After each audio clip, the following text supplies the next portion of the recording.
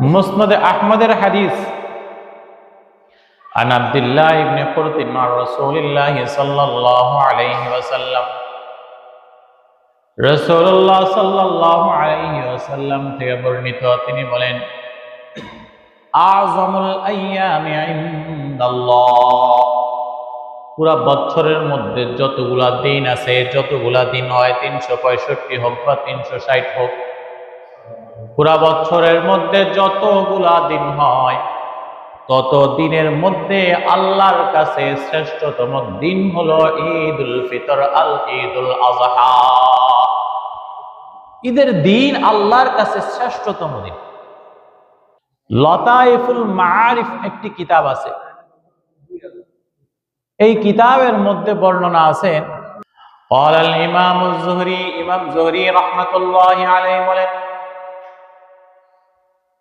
ইযা জাআ ইয়াউমুল ফিতর খারাজান নাসু ইলাল জাব্বান, যখন ঈদুল ফিতরের দিন আসে আর মানুষ ঈদগাহের মধ্যে যায় ঈদের নামাজ পড়ার জন্য, ইত্তালা আল্লাহু আলাইহিম, আল্লাহ তাআলা ওই সমস্ত বান্দার দিকে নজর দেন, ওই সমস্ত বান্দার দিকে আল্লাহ তাআলা তাকান। তাকানোর পরে আল্লাহ ডাক দিয়া বলেন, ইবাদি, হে আমার বান্দারা, হে আমার বান্দারা, লি সুমতুম, তুমি আমার জন্য কষ্ট করে রোজা রেখেছো, রোজা রাখতে অনেক কষ্ট হয়েছে, তারপরও তুমি রেখেছো আমাকে সন্তুষ্টি করার জন্য। ওয়ালি কুমতুম, সারাদিন কষ্ট করে কাজ করার পরে, সারাদিন কষ্ট করে রোজা রাখার পরে আবার রাত্রেবেলা দাঁড়িয়ে দাঁড়িয়ে তারাবির নামাজ আদায় করেছো, তাহাজ্জুদ করেছো। লি সুমতুম ওয়ালি কুমতুম, যেহেতু তুমি আমার জন্য কষ্ট করে রোজা রেখেছো, আমার জন্য কষ্ট করে নামাজ পড়েছো, সুতরাং গুনাহ নিয়ে ঈদগার মধ্যে আসবা, আর যাওয়ার সময় গুনাহ মুক্ত হইয়া ফেরত যাবা। ইরজিউ মাগফুরাল লাহুম, যাও এমন অবস্থায় যে তোমাকে আল্লাহ তাআলা maaf করে দিয়েছে। قال المعورق ইজলি রাহিমাহুল্লাহ তাআলা, একজন মুহাদ্দিসিন মধ্যে একজন মুহাদ্দিস, তিনি বলেন, কেমন মাফ করবে আল্লাহ? কাপড় পরিষ্কার করি, ধোয়া দুই রকম। কাপড় ধোয়ার পরে কাপড়ের মধ্যে কিছু কিছু ময়লা অবশিষ্ট থেকে যায়। আবার এক প্রকার ধোয়া আছে, নতুনের মতো হয়ে যায়, কোথাও কোনো ময়লা দেখা যায় না। তাহলে এক প্রকার ধোয়া হলো যেখানে ধোয়ার পরও কিছু কিছু ময়লা অবশিষ্ট থাকে, দেখা যায়। আরেক প্রকার ধোয়া হলো যেখানে ধোয়ার পরে কোনো প্রকার ময়লা অবশিষ্ট থাকে না, একেবারেই নতুনের মতো হয়ে যায়। মুহাদ্দিস মাউরিক রাহিমাহুল্লাহ তাআলা বলেন, আল্লাহ তাআলা এমন মাফ করবেন, হাযাল ইয়াউম কওমুন,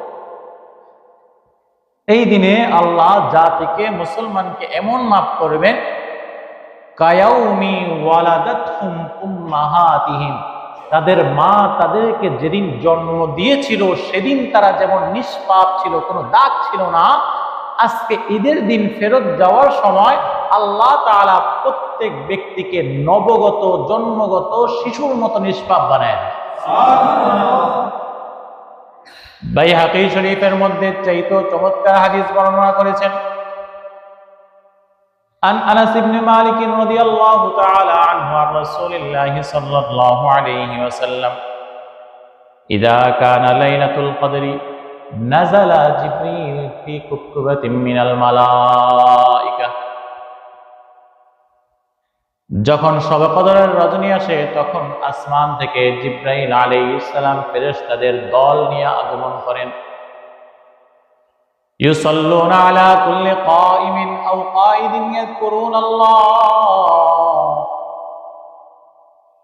ওই রাতে দাঁড়িয়ে দাঁড়িয়ে আল্লাহর ইবাদত করে কিংবা বসে বসে ইবাদত করে, এরকম প্রত্যেক ব্যক্তির নিকটে যাইয়া যাইয়া ফেরেশতারা দোয়া করতে থাকে। এরপরে যখন ঈদের দিন আসে আল্লাহ তাআলা ফেরেশতাদেরকে ডাক দিয়া বলেন, ইয়া মালাইকাতি,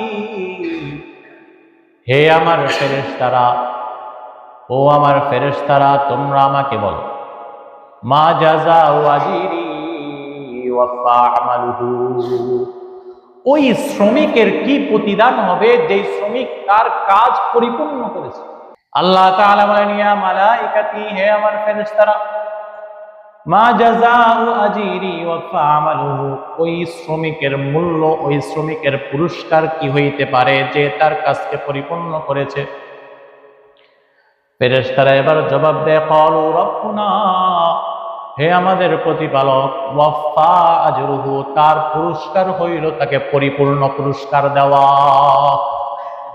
এবার আল্লাহ তাআলা ডাক দিয়া বলেন, ইয়া মালাইকাতি, ও আমার ফেরেশতারা, ইবাদি ওয়া ইমামি আযাউ ফরিজাতি আলাইহিম, আমার নেককার বান্দা, নেককার বান্দীদের উপরে আমি যেই অর্পিত দায়িত্ব দিয়েছিলাম, যেই ফরজ দিয়েছিলাম, তা তারা সম্পূর্ণরূপে সুন্দরভাবে আদায় করেছে। পরিপূর্ণ রমজান মাসের রোজা রেখেছে, তারাবির নামাজ আদায় করেছে, আমার হুকুম মতো চলেছে। সুম্মা ইউআজ্জুনা ইলা দুআ, এরপরে ঈদের গার মধ্যে যাইতেছে ঈদের নামাজ পড়ার জন্য, কারণ ঈদের দিন দোয়া করবে। ঈদের নামাজ পড়ে ঈদের দিন দোয়া করবে, আমার কাছে দোয়া করার জন্য যাইতেছে। আল্লাহ তাআলা এরপরে 5টা কসম খান, যেই 5টা কসম আল্লাহ নিজের জাতের উপর খান, আর কাজ কোনো কিছুর উপর না। আল্লাহ বলেন, ওয়া ইজ্জতি ওয়া জালালি ওয়া কারামি ওয়া উলুবি ওয়া ইরতিফাই মাকানি, ওয়া ইজ্জতি, আমার ইজ্জতের কসম, ওয়া জালালি, আমার জালালি শানের কসম, ওয়া কারামি, আমার করিম নরম মেজাজের কসম, ওয়া উলুবি, আমার উঁচু মর্তবা উঁচু শানের কসম, ওয়া ইরতিফাই মাকানি, আমার মহত্ব বরত্বের কসম। এই 5টা কসমকে আল্লাহ তাআলা বলেন, লা উজিবান্নাহুম, অবশ্যই অবশ্যই ঈদের ময়দানে আমার এই বান্দা আমার কাছে যেই দোয়াই করবে, আমি আল্লাহ সেই দোয়াই কবুল করব। আল্লাহ 5টা কসম খায়া আবার তাকিদ দিয়া বুঝাইতেছেন, অবশ্যই অবশ্যই কবুল করবে। শুধু তাই নয়, আল্লাহ বলেন, ক্বাদ গাফারতু লাকুম, ও আমার বান্দারা, নামাজ পড়া হইলে তোমরা যাইতে পারবা, কারণ আমি আল্লাহ তাআলা তোমাদেরকে মাফ করে দিয়েছি। আল্লাহ তারপরে বলেন, ক্বাদ গাফারতু লাকুম, শুধু গুনাহ মাফ করে এই বান্দা তোমাকে রাখবো না, কারণ কিয়ামতের ময়দানে ফেরেশতারা লজ্জা দিবে, শরম দিবে। তুমি গুনাহগার ছিলে, আল্লাহ মাফ করে দিছে, এই তো গুনাহ দেখা যায়, গুনার আমল দেখা যায়, খাতার মধ্যে গুনাহ লেখা আছে, দেখা যাইতেছে এই যে তুমি এই এই এত বড় গুনাহ করছো, কিন্তু আল্লাহ মাফ করে দিছে। আল্লাহ বলেন, বান্দা, আমি তোরে এত পছন্দ করি, কিয়ামতের ময়দানে ও আমার ফেরেশতাদের সামনে লজ্জিত হবা, আমি চাই না, চাই না। ওয়া বাদদালতু লাকুম সাইয়্যাতিকুম হাসানাত, আর ওই গুনাহের পৃষ্ঠার গুনাহগুলোকে আমি আল্লাহ নেকি দ্বারা পরিবর্তন করে দিলাম।